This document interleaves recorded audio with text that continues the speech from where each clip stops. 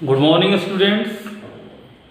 Today we will start the first chapter of Science of Class 8 Crop Production. In some books, the name of this chapter is given as Food Production. Then write down name of the chapter Crop Production और food production.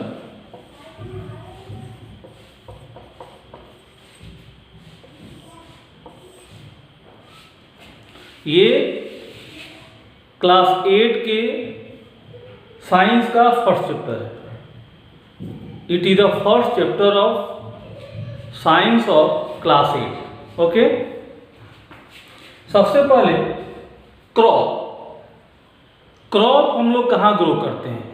Crop यानी फसल कहाँ grow करते हैं? खेतों में। और खेतों में यानी फील्ड्स में क्रॉप उगाना, उस प्रैक्टिस को क्या कहा जाता है? तो एग्रीकल्चर, खेती या कृषि। तो एग्रीकल्चर क्या होता है? Agriculture the practice of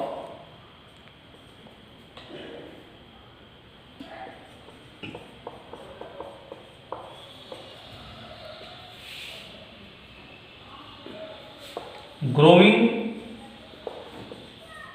crops is called agriculture. Okay, the practice of growing crops is called agriculture. यानी क्रॉप ग्रो करने की, क्रॉप उगाने की, फसल उगाने को क्या कहा जाता है? एग्रीकल्चर। तो क्रॉप क्या है? What is crop? Plants grown on large scale are called crops. Large scale पर जो प्लांट उगाया जाता है, बड़े पैमाने पर बहुत अधिक मात्रा में जो प्लांट उगाया जाता है, उसको क्या कहते हैं? क्रॉप कहते हैं। Plants grown on large scale are called crops. अधिक संख्या में, बड़े पैमाने पर, लार्ज स्केल पर जो पौधे उगाए जाते हैं, प्लांट उगाए जाते हैं, उसी को क्या कहते हैं? क्रॉप कहते हैं। जैसे wheat, rice, maize, jute, cotton, sugar cane, tea, coffee, all these are crops because they are grown on large scale. ये बहुत बड़े पैमाने पर उगाए जाते हैं। तो जो प्लांट बहुत अधिक संख्या में, अधिक पैमाने पर, बड़े पैमाने पर, लार्ज स्केल पर उगाए जाते हैं, वैसे प्लांट को क्या कहते हैं? क्रॉप। और क्रॉप उगाने की प्रक्रिया को, क्रॉप उगाने के लिए जो कुछ करना पड़ता है, उसी को क्या कहते हैं? एग्रीकल्चर कहते हैं, कृषि कहते हैं। तो एग्रीकल्चर और क्रॉप आप लोग समझिए। क्रॉप और प्लांट में क्या अंतर है, समझे? प्लांट और क्रॉप में क्या अंतर है? तो बड़े पैमाने पर, लार्ज स्केल पर जो प्लांट उगाए जाते हैं, वही क्रॉप कहलाते हैं। All crops are plants but all plants are not crop. सभी क्रॉप प्लांट होंगे, लेकिन सभी प्लांट क्रॉप नहीं होंगे। यानी हम लोग नोट कर सकते हैं, all crops are plant, all plants are not crop. सभी क्रॉप प्लांट होंगे, लेकिन सभी प्लांट क्रॉप नहीं हो सकते। तो कैसे प्लांट क्रॉप होंगे? तो जो प्लांट बहुत अधिक संख्या में, बहुत बड़े पैमाने पर, लार्ज स्केल पर उगाए जाते हैं, लार्ज स्केल पर जो ग्रो कराए जाते हैं, वैसे ही प्लांट को क्या कहते हैं? क्रॉप कहते हैं। और क्रॉप उगाने के लिए जो कुछ करना पड़ता है, जितने प्रोसेसेस किए जाते हैं, उसी को क्या कहते हैं, एग्रीकल्चर कहा जाता है। तो क्रॉप और एग्रीकल्चर आप समझ गए। अब हम लोग देखेंगे कि क्रॉप कितने तरह के होते हैं। आप लोग बहुत सारे क्रॉप्स अपने आसपास देखते होंगे। कुछ ऐसे क्रॉप्स हैं जैसे राइस, व्हीट, मेज। इन सब का क्या यूज है, इन सब का हम लोग फूड के रूप में इस्तेमाल करते हैं, भोजन के लिए, ठीक है। कुछ ऐसे क्रॉप्स हैं जैसे जूट, कॉटन। जूट और कॉटन जो लोग उगाते हैं, क्या उसको डायरेक्ट यूज करते हैं? नहीं, वे उसको बेच देते हैं और फैक्ट्री वाले खरीद करके और उसे फैब्रिक्स बनाते हैं, कपड़े बनाते हैं। तो वे बेच देते हैं और बेच करके पैसे लाते हैं, कैश लाते हैं, तो उसको कैश क्रॉप्स कहा जाता है। और जो भोजन के लिए यूज होता है डायरेक्ट, जैसे व्हीट हो गया, राइस हो गया, ये फूड क्रॉप्स हो गए। कुछ ऐसे क्रॉप्स होते हैं जैसे टी। आप लोग सुने होंगे चाय बागान, टी गार्डन। उनको ग्रो करा करके, उनको उगा करके गार्डन नुमा बनाया जाता है, उनको प्लांटेशन क्रॉप कहा जाता है। जैसे टी हो गया, कॉफी हो गया, ये सब प्लांटेशन क्रॉप हो गए। यानी तीन तरह का हम लोग देखा, on the basis of product, on the basis of purpose, there are three types of crops: food crops, cash crops and plantation crops. They write down classification of crops. First, on the basis of product or purpose, there are three types of crops: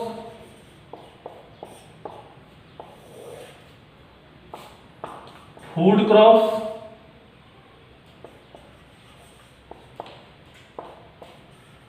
cash crops and plantation crops. Okay, how many types of crops? On the basis of product or purpose, there are three types of crops: food crops, cash crops and plantation crops.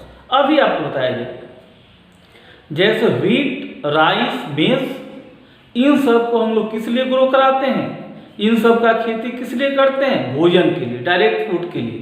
तो ये food crops हो गए। Cotton, jute, इन सब का खेती किस लिए करते हैं, तो इनको बेच करके पैसे लाते हैं और जिनको बेचते हैं वे फैक्ट्री में इस्तेमाल करके और इससे फैब्रिक्स बनाते हैं, कपड़े बनाते हैं। तो हम उसको बेच देते हैं और पैसे लाते हैं, इसलिए कैश क्रॉप्स हो गए, कमर्शियल यूज है इसका। और प्लांटेशन क्रॉप अभी आपको बताया कि जो गार्डन वो बनाया जाता है दिन प्लांट का, जैसे टी गार्डन हो गया, कॉफी हो गया, तो टी और कॉफी कैसे क्रॉप्स हो गए, प्लांटेशन क्रॉप। यानी फूड क्रॉप्स हम लोग कह सकते हैं crops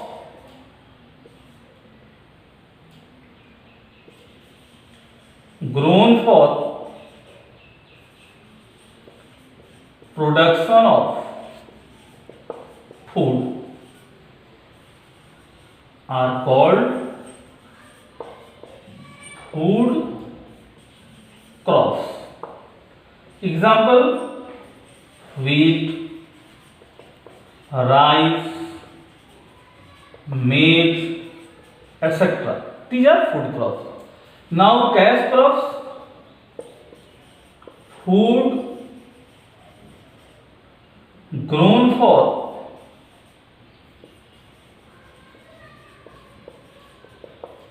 commercial purpose are called cash crops.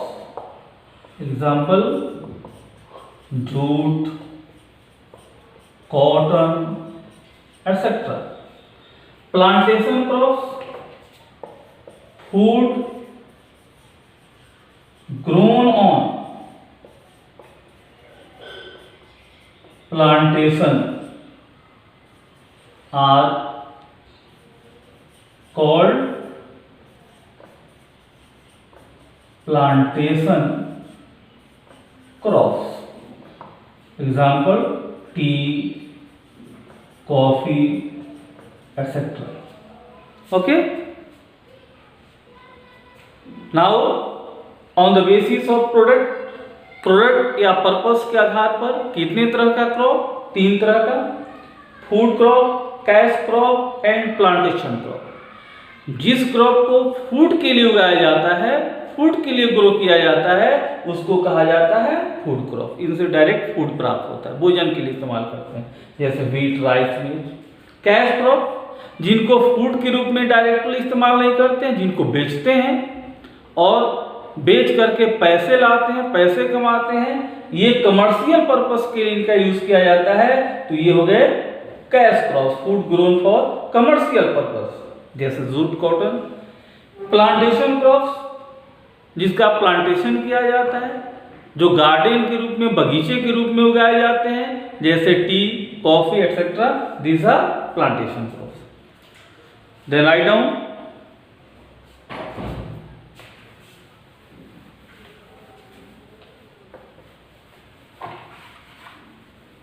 now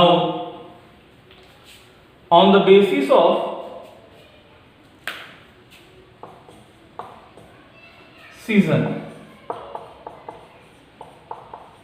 season के आधार पर there are 2 types of crops,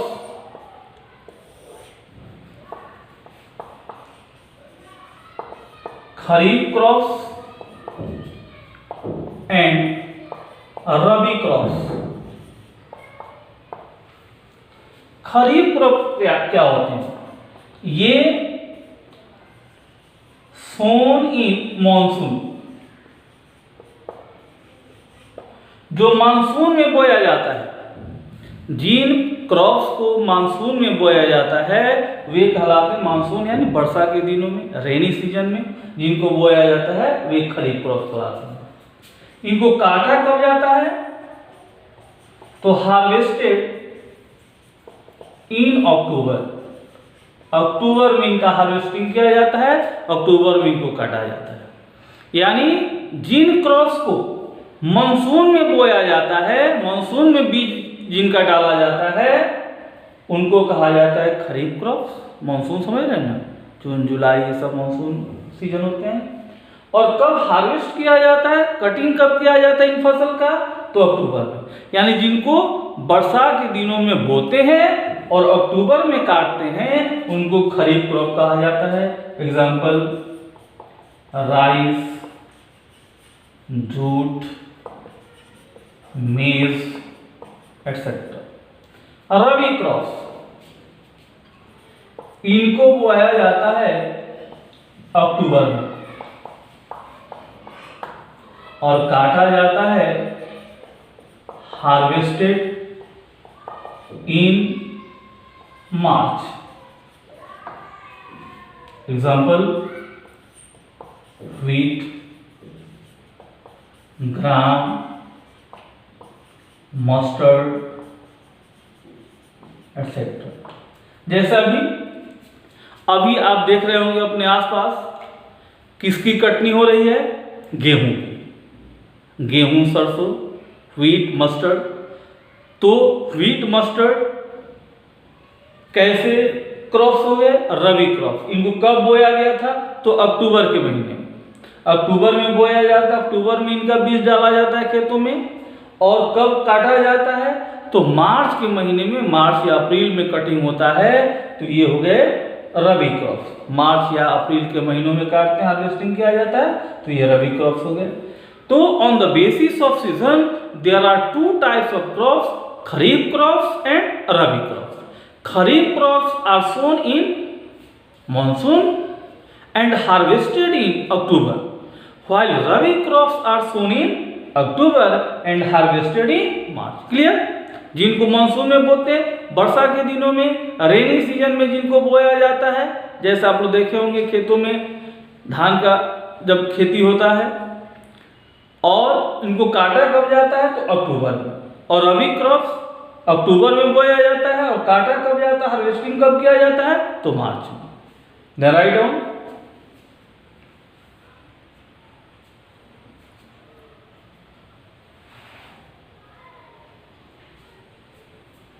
now have you written? तो ये हम लोग देखिए टाइप्स ऑफ क्रॉप। अब क्रॉप उगाना जो है उसको क्या कहते हैं? लार्ज स्केल पर जो क्रॉप ग्रो कराया जाता है उसको कहा जाता है एग्रीकल्चर। तो एग्रीकल्चर जब हम लोग करते हैं, क्रॉप जो उगाते हैं, तो उसके लिए क्या क्या करना पड़ता है? Now steps for growing crops. क्या क्या स्टेप होता है? तो सबसे पहला स्टेप हम लोग करते हैं प्रिपरेशन ऑफ सॉइल। सॉइल बनाते हैं, सॉइल को तैयार करते हैं, मिट्टी को तैयार करते हैं। उसके बाद सोइंग ऑफ सीड्स। उसके बाद इंप्रूवमेंट ऑफ सॉइल फर्टिलिटी। उसके बाद हम करते हैं इरिगेशन। उसके बाद crop protection, then harvesting and at last storage. इतने प्रोसेस से होके जाना पड़ता है जब हम लोग ग्रोइंग क्रॉप या कल्टीवेशन ऑफ क्रॉप्स करते हैं। Cultivation of crops, okay. Cultivation of crop के दौरान क्या क्या स्टेप्स होता है अच्छी तरह से समझिए। सब आपके आसपास होता है लेकिन आपने ध्यान नहीं दिया होगा। सबसे पहले क्या करते हैं? प्रिपरेशन ऑफ सॉइल, यानी मिट्टी को तैयार करते हैं। मिट्टी को कैसे तैयार करते हैं? तो पहले हल चलाते हैं, प्लाइंग करते हैं। उसके बाद हल चलाने के बाद लेवलिंग करते हैं, मिट्टी को लेवलिंग करते हैं। उसके बाद थोड़ा सा उसमें खाद वगैरह डाल देते हैं, मैन्यूरिंग करते हैं। तो ये प्रिपरेशन ऑफ सॉइल हो गया। अब सॉइल जब प्रिपेयर कर लेते हैं तो उसमें बीज डालते हैं। बीज डालने के भी बहुत सारे तरीके हैं। सोइंग ऑफ सीड्स यानी बीज डालना।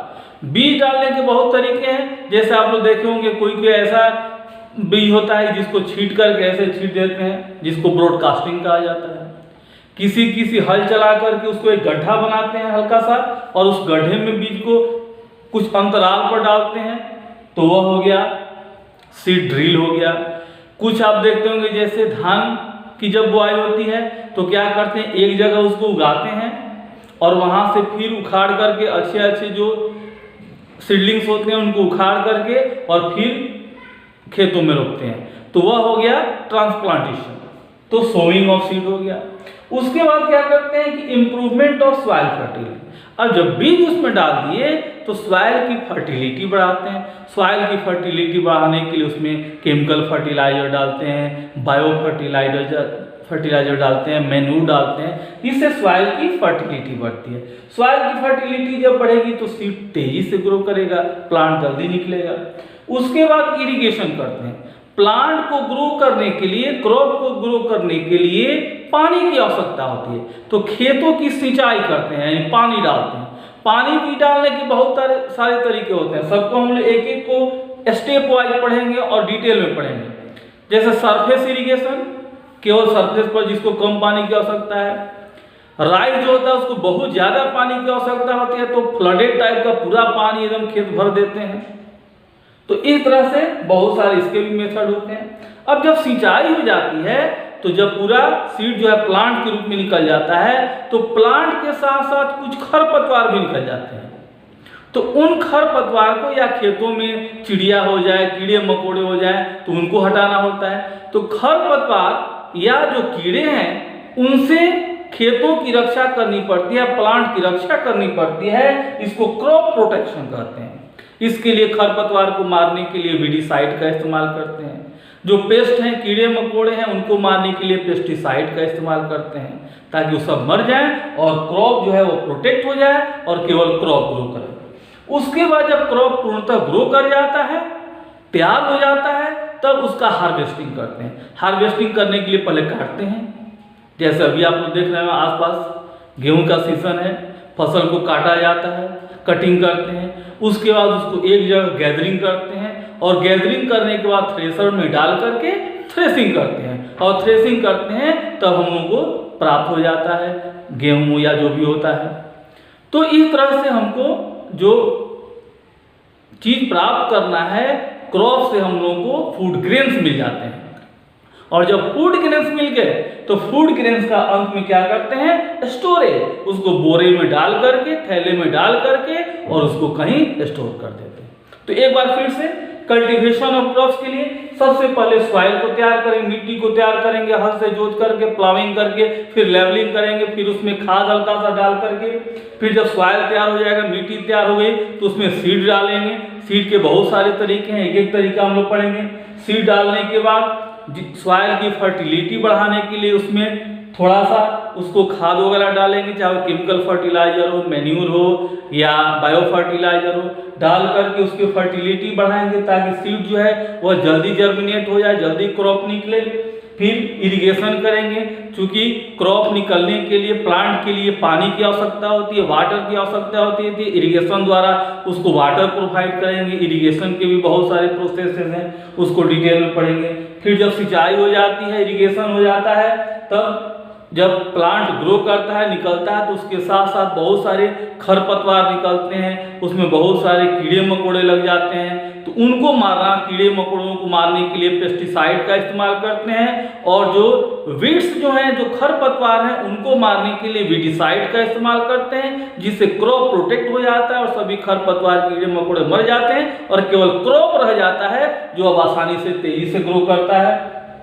फिर क्रॉप जब ग्रो कर गया, जब हमको जो ग्रेन्स प्राप्त करने हैं, जो फ्रूट्स प्राप्त करने हैं, वे सब जब प्राप्त हो गए तो उसको क्या करेंगे कि उसको काटेंगे, फसल को काटेंगे, हार्वेस्टिंग करेंगे। जैसे गेहूं में, व्हीट में, राइस में होता है कि हार्वेस्टिंग करके, हार्वेस्टिंग में पहले कटिंग करते हैं, कटिंग करके एक जगह इकट्ठा करते हैं, गैदरिंग करते हैं और गैदरिंग करने के बाद थ्रेशर में डाल करके थ्रेसिंग करते हैं, तो हमको फूड ग्रेन्स प्राप्त हो जाते हैं और फिर उस ग्रेन्स को थैले में, बैग्स में डाल करके उसको स्टोर कर लेते हैं। तो these are steps of cultivation of crops.